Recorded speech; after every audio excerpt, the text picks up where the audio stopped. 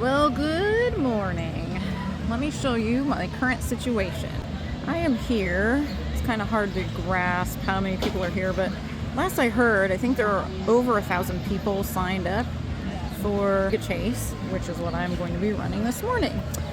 And I don't know exactly what the elevation for this race is, but it is an 8K, and I'm nervous because I've driven it twice, the route. It's very hilly. It's the hilliest route I've run yet, and it's an 8K. So the only saving grace is that it is not overly sunny right now, and it is about 70 degrees. I guess there are supposed to be like over 1,000 people, so we'll see. I just don't want to finish last. That's my goal. And actually to finish. So I've got my tunes ready. I'm going to get my warm-up done, and I'm going to add in this video the the elevation numbers once I've run this race. But yeah, I'm very nervous. Here we go. Oh, that's right. Yeah, you're right.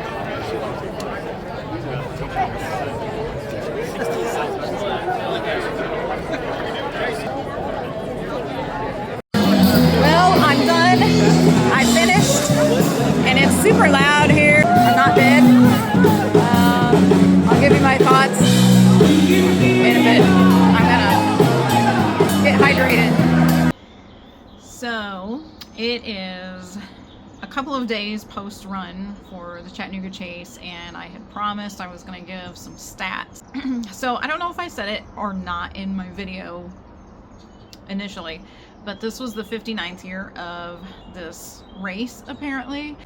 Every time we went into one of our favorite running stores, local running stores, they kept giving us a hard time. They were like, you gotta sign up for this, it's gonna be so much fun. And we had gone out and driven the route a couple of times just because we were curious. We knew there was a big hill. We kept thinking, there's no way. Well, I kept thinking, there's no way. So 2 days before the race, we decided, let's do it. We'll give it a try. I kind of thought it was cool because it's a very iconic race to run on North Shore in Chattanooga. So like I said, it was an 8K, but I'm used to running flatter races, and so I was really worried about this. I was so worried, honestly. Like, I woke up that morning and I thought, what am I doing? I was really getting in my head. I was starting to question whether I was even going to be able to finish or not, just because I have never run any hills like that. So I felt almost nauseous. Like, you know, you can get inside your head so easily, especially when it comes to something like that, and I did. After looking at my stats, it has over 500 feet of climbing, which is substantial. It doesn't sound like that much, but it is. If you think about the amount of time you're climbing in, or the distance you're climbing in, it's a pretty good grade. So the grade of that climb, I don't know what it was, but it was big. And for me anyway, I'm sure, you know, more experienced people wouldn't have an issue with it, but I was just happy I finished. I finished in less than my goal time. But I had to laugh because there were people that finished the race.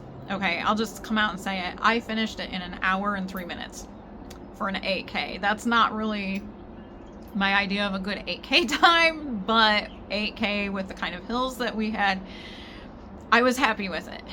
I will admit I had to walk up a couple of the hills because, well, first of all, you see them looming in front of you and it's like, oh my gosh, what am I gonna do? And second of all, when you know, you just get tired.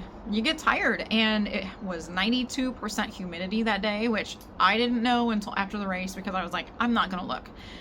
That was just gonna be one more thing to get inside my head about.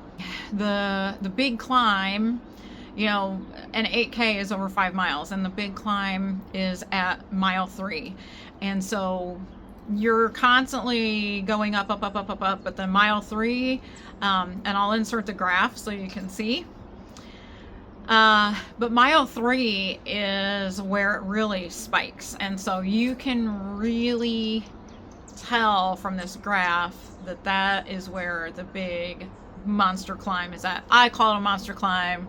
People that have been doing this for a long time, I'm sure they wouldn't think it was that big of a deal. But I was really happy because even though I had to walk on a couple of the climbs, I was happy with the fact that my downhills were very controlled and I had really great leg turnover on them. So I was afraid that like the next day or two my quads were going to be killing me, and nothing.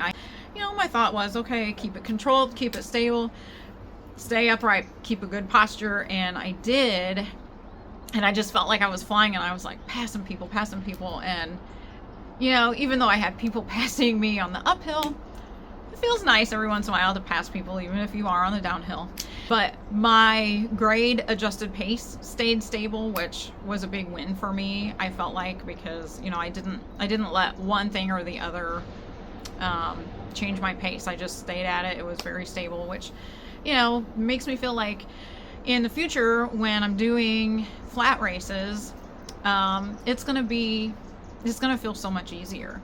I've got a race this Saturday. I've just got a 5K for Global Running Day. Woohoo! Global Running Day. It's a runner's holiday. So excited. It's the first time I'm going to be a runner and can celebrate Global Running Day. I was just super excited, super happy to be done.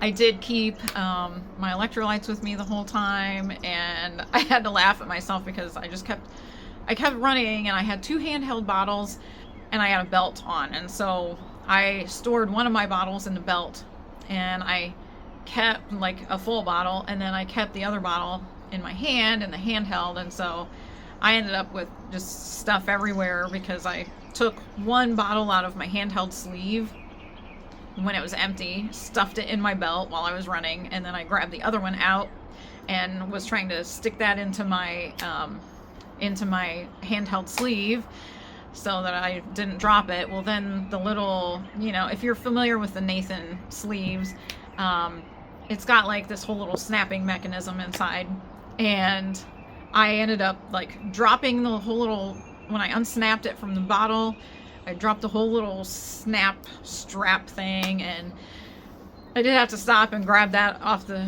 street real quick, but it was fine. I'm a huge sipper while I'm running, and I just, a lot of people don't feel the need to hydrate while they run, and that's fine for them. But I have found that that's one of the things that keeps me from getting inside my head too much. Because if I have like cotton mouth or whatever, I start fixating on that, and it prevents me from really being able to just focus on my run. I like to have all of my things, you've heard me say before, keep my creature comforts, because if I have all my creature comforts, then I don't have anything to distract me from just moving forward. At the end of the race, I was like, I don't know if I'm gonna do this again next year. But running is so much like childbirth, and for anybody who's ever given birth to a child before, you can probably attest to this as well. You are in so much pain, and you ask yourself, why am I doing this? Why am I doing this? Why am I doing this? And then you finish, and all you remember is the good parts. And then before you know it, it's happening again, and you're like, oh, I said I wasn't going to do this again, and yet here I am. Next year, I'm sure I will do the Chattanooga Chase again. I've got a new goal time. I have things to work toward, and I know what to work on. I know I need to work on my hills, and it'll be the 60th year for the race to even be held, so that's kind of exciting too. But anyway, yeah, if you ever have run any kind of race like that where you really felt challenged, where you had to face something that terrified you, let me know. Drop a comment and let me know, because my whole reason for doing this channel is because I, A, want to keep myself accountable to myself, and B, I want to get advice from other people who've been there. And there's so much solidarity in the running community, and I just really want to be able to tap into that and, we can all help each other out. We're all in this together. And hey, Global Running Day is coming up. We have to have each other's backs. We're all in this painful, wonderful hobby / activity together. So let me hear from you. And I look forward to talking to everybody again soon.